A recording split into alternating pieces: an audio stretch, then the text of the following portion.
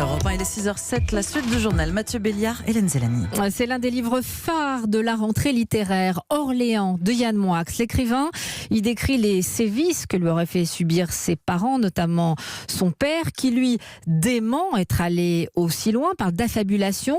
Et son frère, Alexandre Moix, vient de publier dans Le Parisien une lettre ouverte poignante. Il affirme que Yann Moix est bien l'auteur et non la victime des sévices qu'il décrit pendant 20 ans. Il a fait subir un enfer à son cadet en tentant de le jeter par la fenêtre ou de le noyer. Oui, c'est en tout cas ce qu'il raconte dans cette lettre. Bonjour Olivier Nora. Bonjour. Vous êtes à la tête des éditions Grasset, vous éditez Yann Moix. Est-ce que cette lettre d'Alexandre Moix, elle vous fait douter de la version de Yann ? Alors, si vous voulez, je crois d'abord, un éditeur n'est pas un thérapeute familial. Vous savez bien qu'en matière de reconstitution de souvenirs d'enfance, chacun a sa vérité subjective, même dans des familles d'ailleurs où l'amour prévaut et où il n'y a que de l'amour qui circule, a fortiori dans des familles malheureuses, difficiles, douloureuses ou toxiques, vous imaginez bien que c'est encore plus vrai.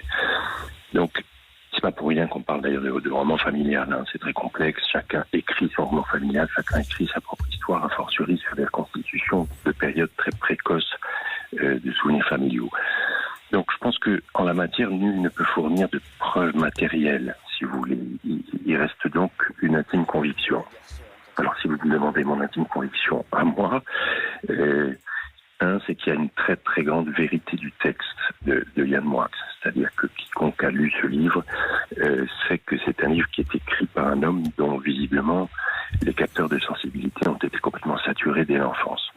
Et que c'est de cette bulle de présentéisme, si vous voulez, des grands traumatisés, que chaque couleur, chaque odeur, chaque détail nous parvient intact comme fixé dans un herbier du malheur. Donc ça ne trompe pas pour moi. Olivier Nora, ici, oui. C'est vrai, vous avez raison de le préciser. Ni vous, ni nous ici ne pourrons dire quelle est la vérité des faits, surtout qu'il date évidemment.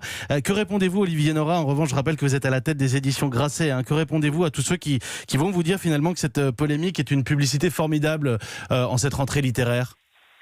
Bon, là, je trouve ça un peu obscène parce qu'à la vérité, je me serais bien passé, j'imagine l'auteur aussi de la polémique.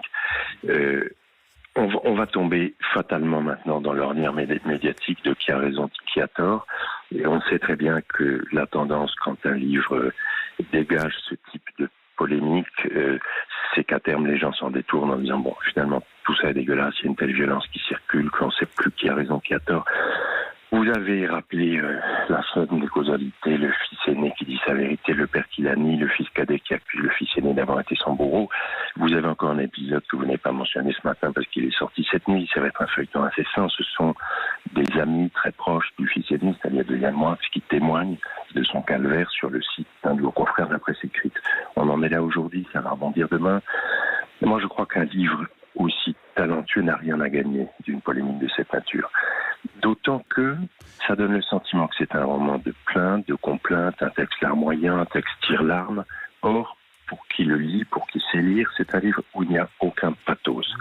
Ça n'est pas un livre qui vise la compassion du lecteur, c'est un texte sur la naissance d'un écrivain, essentiellement. Merci. Et d'autre part, notre époque, pardon, je finis là-dessus parce que je suis un peu agacé par tout ça, notre époque qui indexe le talent sur la souffrance est insupportable. Chacun est légitime à clamer sa souffrance dans une famille pathogène, mais il ne suffit pas d'avoir souffert pour avoir du talent. Et il y en a un qui est devenu à l'évidence un grand écrivain, et c'est Yann Moix. Merci beaucoup Olivier Nora d'avoir été en direct sur Europe 1. Vous dirigez les éditions Grasset qui publient Orléans de Yann Moix.